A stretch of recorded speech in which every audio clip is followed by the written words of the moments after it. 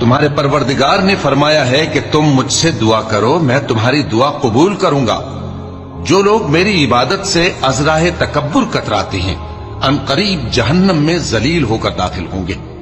اللہ ہی تو ہے جس نے تمہارے لیے رات بنائی کہ اس میں آرام کرو، اور دن کو روشن بنایا کہ اس میں کام کرو۔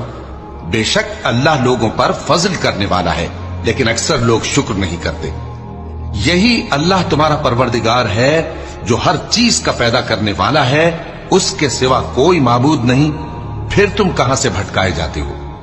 اسی طرح وہ لوگ بھٹکائے جاتے تھے جو اللہ کی آیتوں سے انکار کرتے تھے۔ اللہ ہی تو ہے جس نے زمین کو تمہارے لیے ٹھہرنے کی جگہ اور آسمان کو چھت بنایا، اور تمہاری صورتیں بنائیں اور صورتیں بھی اچھی بنائیں، اور تمہیں پاکیزہ چیزیں کھانے کو دیں۔ یہی اللہ تمہارا پروردگار ہے، سو اللہ رب العالمین بہت ہی بابرکت ہے۔